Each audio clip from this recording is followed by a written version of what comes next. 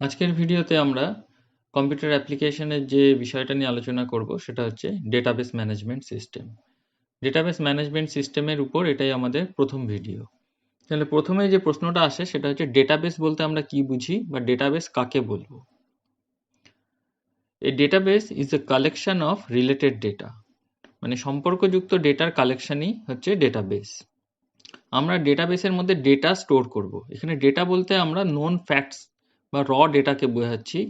যেমন ধরো কারো নাম, টেলিফোন নাম্বার বা কারো বয়স, এগুলো হচ্ছে ডেটা। এই সমস্ত ডেটা আমরা যেখানে স্টোর করব সেটাই হচ্ছে ডেটাবেস। আর ডেটাবেস ম্যানেজমেন্ট সিস্টেম হচ্ছে এরকম সম্পর্কযুক্ত ডেটার কালেকশন এবং কিছু সেট অফ প্রোগ্রামস যার মাধ্যমে আমরা এই ডেটাগুলোকে খুব সহজেই অ্যাক্সেস করতে পারি। তাহলে ডেটাবেস ম্যানেজমেন্ট সিস্টেমের প্রাথমিক লক্ষ্য হচ্ছে যাতে আমরা large amount of data store করতে পারি এবং খুব সহজেই সেখান ডেটাবেস থেকে ডেটাগুলোকে রিট্রিভ করা যায় বা ম্যানিপুলেট করা যায়। ডেটা রিট্রিভ করা, ডেটা ইনসার্ট করা, ডেটা ডিলিট করা, আপডেট করা, এই সমস্ত কাজগুলোকে যাতে আমরা খুব এফিশিয়েন্টলি এবং কনভিনিয়েন্টলি করতে পারি। সিস্টেমের মাধ্যমে আমরা এটা করতে পারবো, সেটাই হচ্ছে database management system. Database management সিস্টেমের সংজ্ঞা হিসাবে বলা যায় এই database management system is a collection of interrelated data and a set of programs to access those data. The primary goal of DBMS is to provide a way to store and retrieve database information that is both convenient and efficient. Database management system হচ্ছে একটা general purpose software system যেটা আমাদের এই ইন্টাররিলেটেড ডেটাগুলোকে process করার জন্য define construction এবং ডেটাবেসের ডেটাগুলোকে manipulate করতে সাহায্য করে। ডেটাবেস সিস্টেম আজকের দিনে বিভিন্ন জায়গাতে ইউজ হয়। তার মধ্যে কিছু উদাহরণ এখানে দেওয়া হলো, যেমন banking related customer accounts, loan এবং আদার ইনফরমেশনগুলোকে স্টোর করার জন্য আমরা ডেটাবেস ইউজ করি ব্যাংকিং সেক্টরে।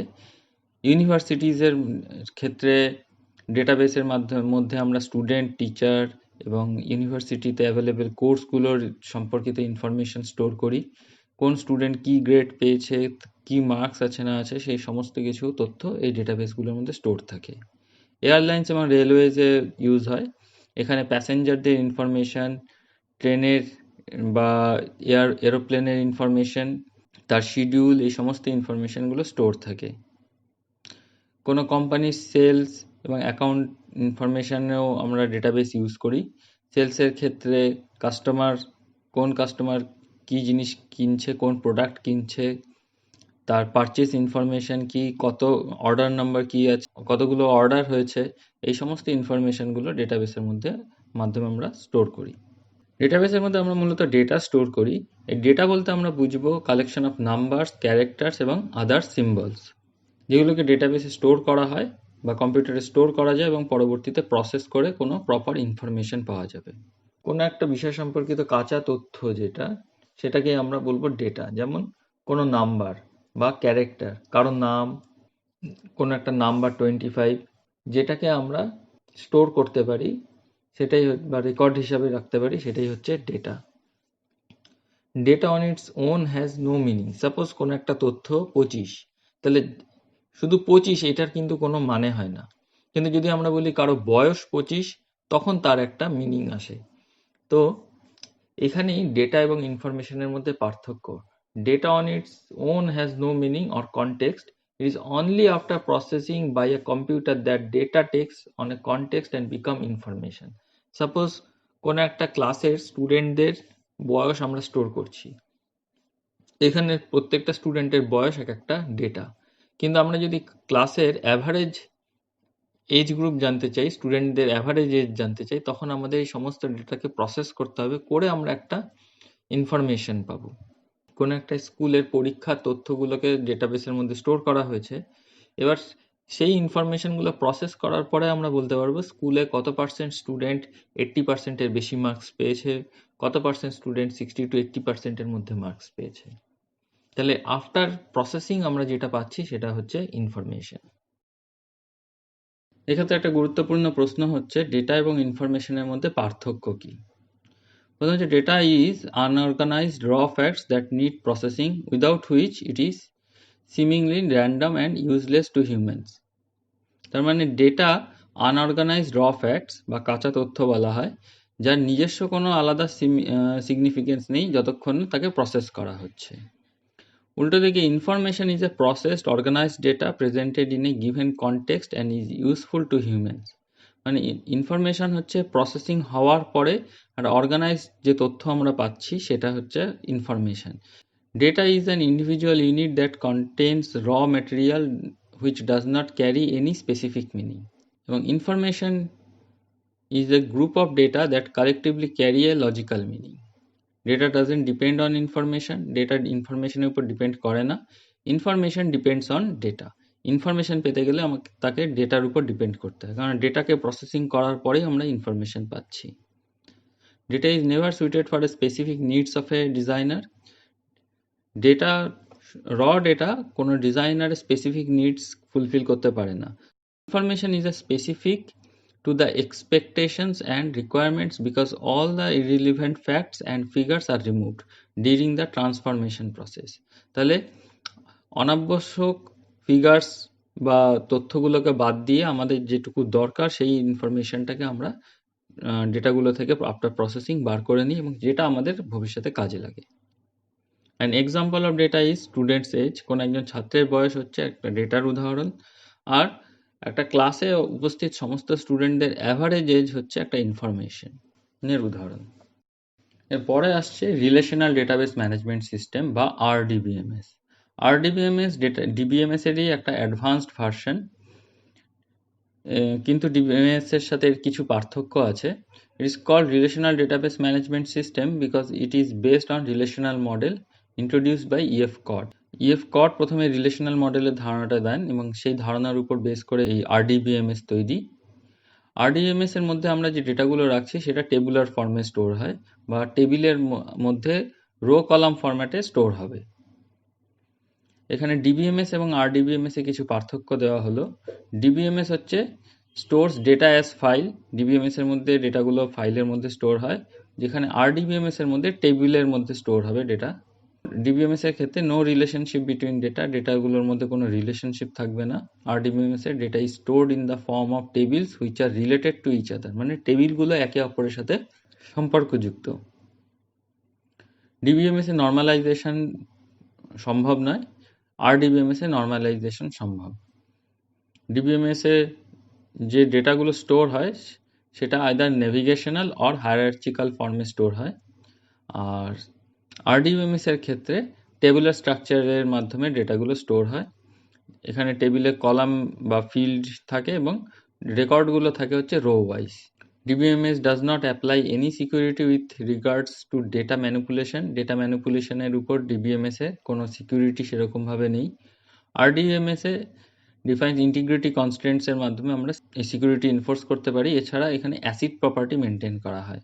অ্যাসিড প্রপার্টি মানে atomicity, consistency, integrity and durability.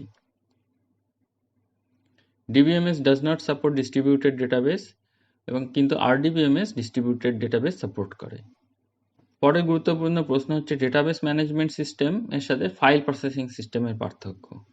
Database management system introduce হওয়ার আগে আর্লি 1960-তে অবধি আমরা সমস্ত তথ্যগুলো ফাইলের মধ্যেই স্টোর করে রাখতাম। ফাইলের মধ্যে তথ্য স্টোর করার কিছু নিজস্ব প্রবলেম আছে। এখানে সেই ধরনের কিছু প্রবলেমগুলো নিয়ে আলোচনা করা হয়েছে। প্রথম হচ্ছে ডেটা রিডান্ডেন্সি এবং কনসিস্টেন্সি। তো ডেটাবেসের মধ্যে যখন আমরা কোনো ডেটা রাখছি তখন সচরাচর রিডান্ডেন্সি এবং ইনকনসিস্টেন্সি এই প্রবলেম দুটো অ্যারাইজ করে না, কিন্তু যদি ফাইল সিস্টেমের মধ্যে আমরা কোনো তথ্য রাখি তাহলে রিডান্ডেন্সি হতে পারে। রিডান্ডেন্সি মানে একই তথ্য বিভিন্ন ফাইলে হয়তো আছে। একটা উদাহরণ হিসাবে নেওয়া যাক, ধরো ব্যাংকের ক্ষেত্রে যদি আমরা ফাইল ম্যানেজমেন্ট সিস্টেম ইউজ করি, অ্যাকাউন্টসের ইনফরমেশন ধরো একটা ফাইলের মধ্যে আছে, লোন রিলেটেড ইনফরমেশন আলাদা একটা ফাইলে আছে।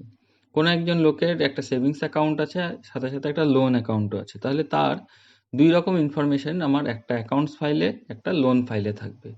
একই ইনফরমেশন এই দুই জায়গায় থাকছে, এটা হচ্ছে রিডান্ডেন্সি প্রবলেম। এবার সাপোজ এই ভদ্রলোকটি নিজের বাড়ির অ্যাড্রেস চেঞ্জ করলো। তিনি ব্যাংকে এসে অ্যাকাউন্ট সেকশনে জানালেন যে তার বাড়ির ঠিকানাটা পাল্টে গেছে, তিনি নতুন ঠিকানাটা সেখানে ইনপুট করালেন। কিন্তু লোন সেগমেন্টের যে ফাইলটা আছে সেইখানে কিন্তু নতুন ঠিকানাটা ইনপুট হলো না। তাহলে একই ব্যক্তি তার দুটো আলাদা আলাদা ঠিকানা দুটো আলাদা আলাদা ফাইলের মধ্যে স্টোর হলো। এই ক্ষেত্রে দুটো একই ব্যক্তির ঠিকানা কিন্তু দুটো দুই রকম, ফলে এক্ষেত্রে আমরা বলবো এটা ইনকনসিস্টেন্সি প্রবলেম। তাহলে ফাইল ম্যানেজমেন্ট সিস্টেমের ক্ষেত্রে ইনকনসিস্টেন্সি প্রবলেম এবং রিডান্ডেন্সি প্রবলেম থাকতে পারে, যেটা কেয়ারফুলি ডিজাইন ডিবিএমএস এর ক্ষেত্রে সম্ভব না। পরের পয়েন্টটা হচ্ছে অ্যাক্সেসিং ডেটা। ডিবিএমএস এর মধ্যে ডেটা অ্যাক্সেস করা খুব সহজেই আমরা ডেটা অ্যাক্সেস করতে পারি, কারণ এখানে ডেটা অ্যাক্সেস করার জন্য ইউজারকে কোনো আলাদা করে প্রসিডিওর বা মেথড লিখতে হয় না। কিন্তু যদি ফাইল ম্যানেজমেন্ট সিস্টেমে ডেটা অ্যাক্সেস করতে হয়, তাহলে ফাইল ম্যানেজমেন্ট সিস্টেম থেকে ডেটা অ্যাক্সেস করার জন্য আমাদের আলাদা আলাদা ফাংশন বা প্রসিডিওর লিখতে হয়। তাহলে যে ইউজার ডেটা অ্যাক্সেস করতে যাচ্ছে তাকে তার প্রয়োজন অনুযায়ী সেরকম একটা প্রসিডিওর লিখতে হবে বা কোড করতে হবে, করে তার মাধ্যমে ডেটা অ্যাক্সেস করতে হবে। সেজন্য ডেটাবেসের ক্ষেত্রে বা ডিবিএমএস এর ক্ষেত্রে ডেটা অ্যাক্সেসিং অনেক সহজ, এবং ফাইল সিস্টেমের ক্ষেত্রে ডেটা অ্যাক্সেসিং অত সহজ নয়। Data abstraction. DBMS gives an abstract view of data that hides the details. মানে ডেটাবেসের মধ্যে আমরা যে তথ্যগুলো রাখছি সেটা কিভাবে কোথায় স্টোর হয়েছে, তার সাথে অন্য কোন টেবিলের কি রিলেশনশিপ আছে, যে ইউজার সেই তথ্যগুলো দেখছে তার সে কিন্তু এই ডিটেলসগুলো তার কাছে হাইড করা থাকছে, সে শুধু তথ্যটা পাচ্ছে। কিন্তু উল্টো দিকে যদি ফাইল ম্যানেজমেন্ট সিস্টেমে যাই, সেখানে কিন্তু এরকম কোনো ডেটা অ্যাবস্ট্রাকশন নেই। ইউজারের কাছে গোটা ফাইলটা ওপেন হচ্ছে এবং সে সমস্ত তথ্য এবং তার সাথে রিলেটেড সমস্ত ইনফরমেশনগুলোই দেখতে পাচ্ছে। Integrity problems. তাহলে ইন্টিগ্রিটি প্রবলেম হচ্ছে ডেটাবেসের ক্ষেত্রে আমরা কনসিস্টেন্সি কনস্ট্রেন্টস গুলোকে অ্যাপ্লাই করতে পারি। মানে সাপোজ ধরো কোনো একটা স্কুলের মার্কশিট ডেটাবেসের মধ্যে স্টোর করব, এখানে আমরা একটা চেক কনস্ট্রেন্টস অ্যাপ্লাই করতে পারি যে মার্কস কখনো 0 থেকে 100 এই রেঞ্জের বাইরে হবে না, মানে 0-র কম হবে না এবং 100-র বেশি হবে না। এরকম কনস্ট্রেন্টস অ্যাপ্লাই করা ডেটাবেসের ক্ষেত্রে খুব সহজেই আমরা অ্যাপ্লাই করতে পারি।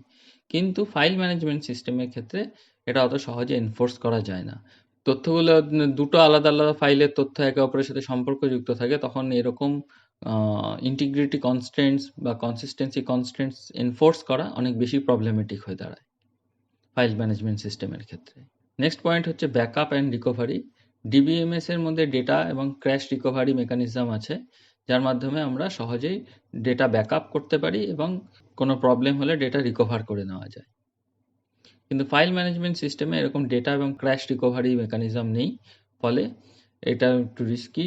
যদি কোনো প্রবলেম হয় তাহলে সেক্ষেত্রে কিন্তু রিকভারি প্রসেস কাজ করবে না। Security. Database management system offers high security, সেখানে ফাইল ম্যানেজমেন্ট সিস্টেমে তুলনামূলকভাবে সিকিউরিটি অনেক কম। এবং কনকারেন্ট অ্যাক্সেস মানে একাধিক ব্যক্তি একই সাথে ডেটা অ্যাক্সেস করতে পারবে। ডেটাবেসের মধ্যে যে ডেটাগুলো আছে সেটা মাল্টিপল অ্যাপ্লিকেশন বা ইউজার ডেটাবেস থেকে তথ্য সংগ্রহ করতে পারে, কিন্তু ফাইল ম্যানেজমেন্ট সিস্টেমের ক্ষেত্রে কোনো একজন ইউজার যদি এখানে রাইট অপারেশন করে, তাহলে অন্য কেউ কিন্তু আর তখন কোনো রাইট অপারেশন করতে পারবে না, বা এখানে কোনো কনকারেন্ট অ্যাক্সেস হবে না। একজন যতক্ষণ কোনো একটা ফাইল নিয়ে কাজ করছে, ততক্ষণ অন্য কোনো ইউজার সেই ফাইল নিয়ে আর কোনো কাজ করতে পারবে না। ডেটাবেসের ক্ষেত্রে যেটা হয়, এই কনকারেন্ট অ্যাক্সেসের ক্ষেত্রে এখানে বিভিন্ন প্রোটোকল ইউজ করা হয়, যেমন 2 ফেজ প্রোটোকল, 3 ফেজ প্রোটোকল। এই প্রোটোকলগুলোর মাধ্যমে আমরা কনকারেন্ট অ্যাক্সেসকে সিকিউরড ওয়েতে করতে পারি। কিন্তু ফাইল ম্যানেজমেন্ট সিস্টেমে যেহেতু এরকম কোনো প্রোটোকল ইমপ্লিমেন্ট করা হয় না বা ইমপ্লিমেন্ট করা একটু কষ্টসাধ্য, সেই জন্য কনকারেন্ট অ্যাক্সেসের ক্ষেত্রে ফাইল ম্যানেজমেন্ট সিস্টেমের ডেটা কনসিস্টেন্সি বজায় রাখা খুব মুশকিল হয়ে দাঁড়ায়।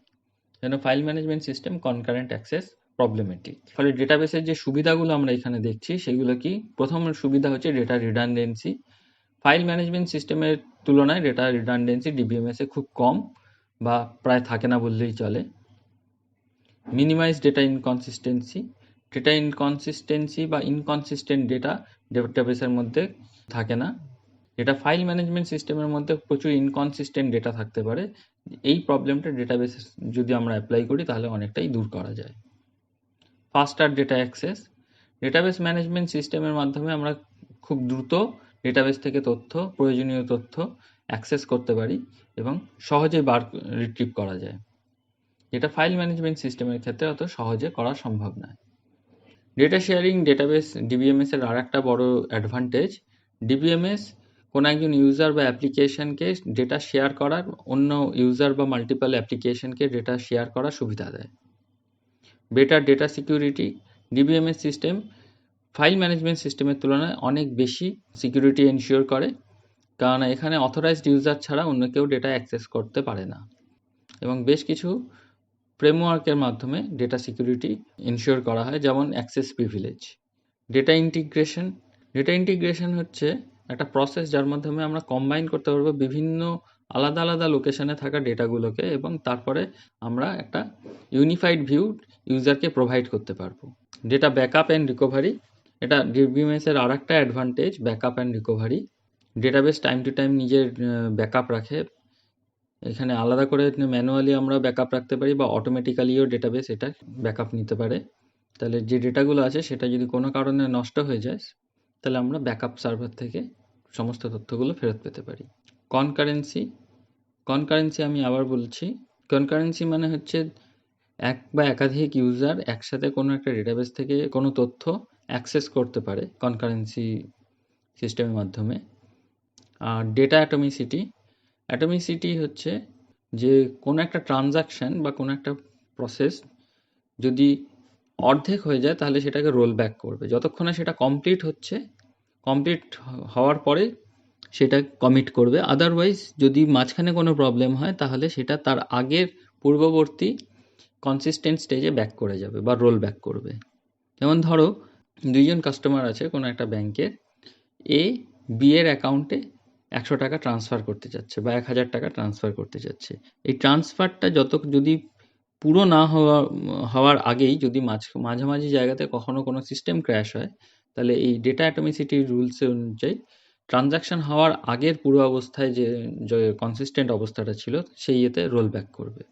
আর যদি ট্রানজাকশনটা পুরোপুরি ঠিকভাবে হয়ে যায় তাহলে তারপরে যে জিনিসটা কমিট করবে মানে পুরো ট্রানজাকশনটা রিফ্লেক্ট করবে। ফলে এক্ষেত্রে আমরা ডেটার যে কনসিস্টেন্সি আছে সেটা ঠিক থাকছে, আদারওয়াইজ ডেটা কনসিস্টেন্সি মেনটেন হতো না।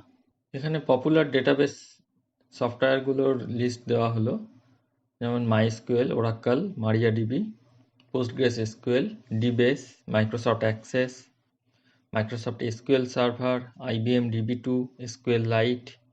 এর মধ্যে আমরা আমাদের পরবর্তী প্রোগ্রামে যখন এসকিউএল শিখব তখন আমরা মাইএসকিউএল এবং ওরাকল এই দুটো ডেটাবেস ইউজ করব। মারিয়াডিবি এই মুহূর্তে জ্যাম্প পিএইচপির সাথে আসছে। পুরনো জ্যাম্প ভার্সনগুলোতে পিএইচপি মাইএসকিউএল থাকতো, এখন নতুন ভার্সনগুলোতে মারিয়াডিবি আসে। মাইক্রোসফট অ্যাক্সেস অফিস প্যাকেজের মধ্যে পেয়ে যাবে। তো এগুলো হচ্ছে কিছু পপুলার ডেটাবেস ম্যানেজমেন্ট সিস্টেম। এছাড়াও আরও প্রচুর ডেটাবেস ম্যানেজমেন্ট সিস্টেম আছে। আজকাল নোস্কিউএল খুব পপুলার হয়েছে, যেমন মঙ্গোডিবি। এছাড়া জাভাডিবি বা derby database embedded database system হিসেবে খুব পপুলার ডেটাবেস সিস্টেম। আজকের ভিডিও আমি এখানেই শেষ করছি। পরবর্তী ভিডিওতে আমরা ডেটাবেস সংক্রান্ত আরও বেশ কিছু বিষয় নিয়ে আলোচনা করব।